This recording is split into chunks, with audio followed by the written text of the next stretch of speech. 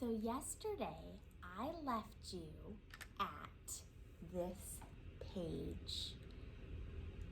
This is the train seat, and this is a tiny white woman sitting on the train set.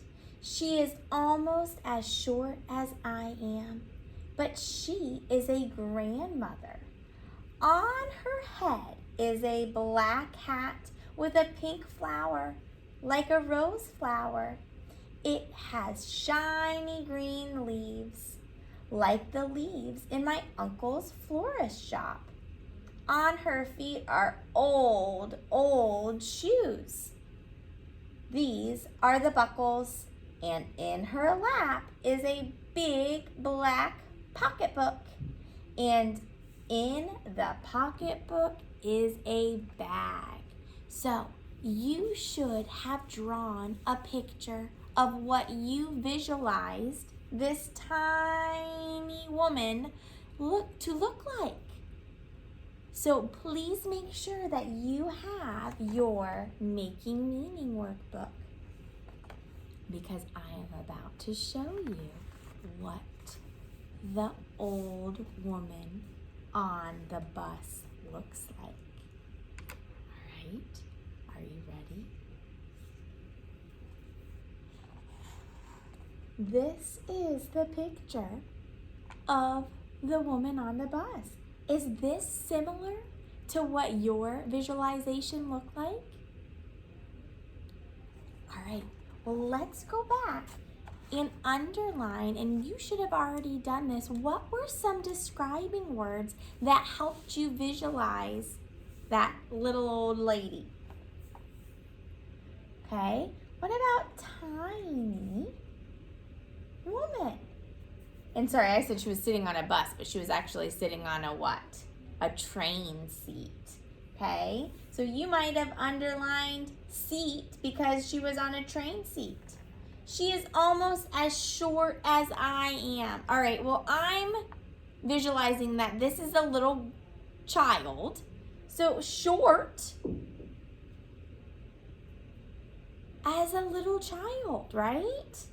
And then another keyword would maybe be grandmother. So you should have maybe drawn her old. Did any of you draw gray or white hair? On her head, so everybody should have drawn a black hat with a pink flower, right? And then they even went into some very good descriptive words, a rose flower. So your hat should be black. Just like here, it might not be exactly the same, but you should have drawn a black hat with a pink flower. And then they also talked about the green leaves, right? Green leaves. And on her feet, all right, let's see. Did you draw some old shoes? Oops, I'm gonna zoom in so you can see your shoes. Is that what yours looked like? And they should have included what? Your shoes might not look exactly like this, but they should have some what? Buckles, right? These are the buckles. And then you should have also drawn on her lap what? A big black pocketbook. And then inside the pocketbook was a bag. So again, I'm going to show it to you one more time. Now, this was a little different. They did not tell us anything about her outfit like they did with the big strong man before. Remember how we could visualize his shirt? It was blue and white striped. So your picture might not look exactly like the one in here, and that's okay. But you should have included, and you should have been able to visualize those keywords that they told us about. So you should have some kind of black hat with a pink flower. You should have a black bag. Your bag might look different because your schema or background knowledge might be different. You might have seen a black bag that was different looking than this, right? But then you should have also drawn a small bag inside. Now, when I visualized it, I was thinking of the dad earlier that had the bag full of what? Cherries, right? And his bag was, do you remember what color? White. So those details don't really matter, but you should have gotten some of these things pretty similar to the book, all right? So you can go ahead and close that for today, and I'm just going to read you the rest of the story. So that is where we left off.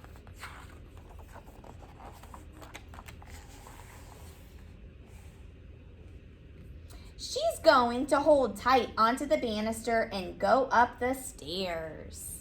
She's going to hold onto the wall as she walks along the street, and the door to her house is going to be right next to the shoemaker's store. She really likes to hear the shoemaker's machine going round and round and his hammer going tap, tap, tap. She waves to him when she goes by his window. Then she climbs up the stairs and opens her door.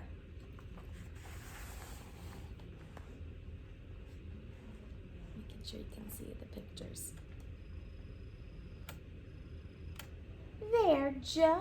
There's just one room. It has everything she needs. This is the sink, and here's the geranium plant on the window. And on the swing over the plant is a, what? Parrot. The parrot is so excited to hear her coming in the house. He is calling, "Little lady, little lady." The parrot is red and yellow and green. It's blue too. Ooh, good describing words to help you visualize that parrot.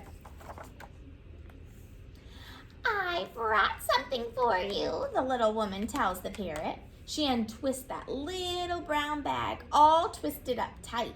She holds it out to the parrot. The parrot takes out, what do you think? I'm going to zoom in. What do you think? The parrot takes out a cherry. It's the kind that is light red and sour. The parrot eats it right up. "You like it?" asks the lady. "You like cherries, honeybird." She laughs and dumps all the cherries into the geranium plant in front of the parrot.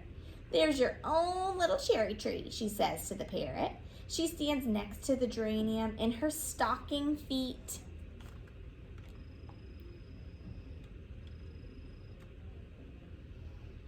The parrot is careful to spit out the pits. They are both eating cherries and spitting out the pits, eating cherries and spitting out the pits.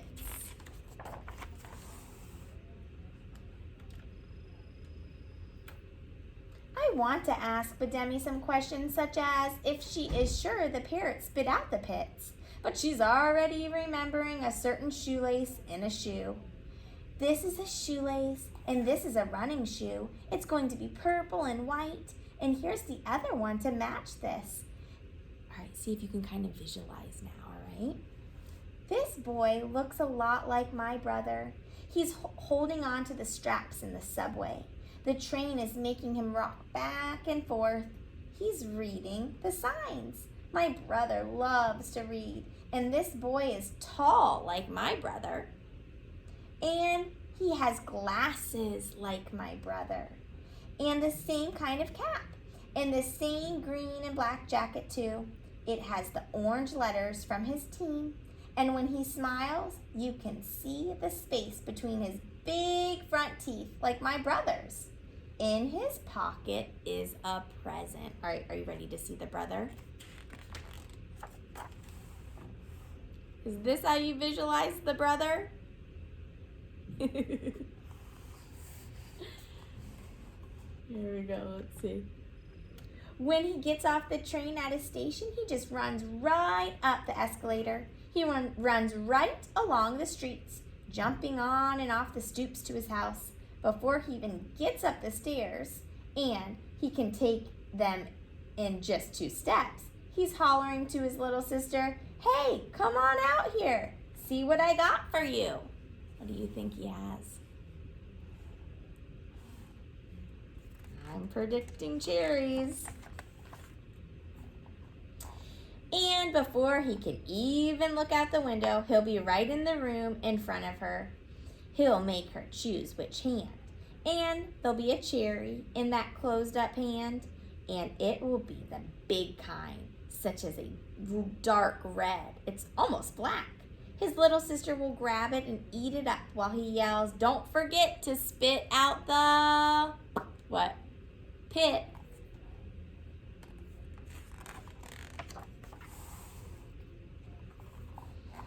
"Is that a story about you?" I ask. "No," she says, "but this one is going to be about me." And she draws herself in her favorite beret. You see her beret?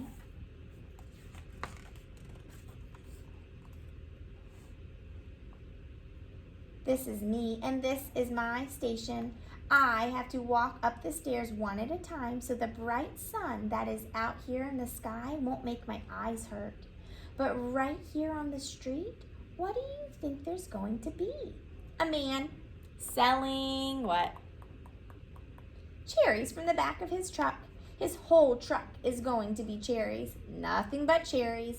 Now see that little purse? I have a little purse in my pocket with some money Mama gave me. When I show it to the man, he puts a bag on the scale and puts some cherries in. But then he goes ahead and fills it right up to the top and gives it to me. "Don't eat 'em too fast," he tells me. Now, what does that man think? I wasn't going to eat them up fast because I have an important plan. I walk home eating the cherries one by one, saving the pits, eating a cherry and saving the pit. I put every one of the pits in my pocket. What do you think she's going to do with all those pits? You might be visualizing a picture.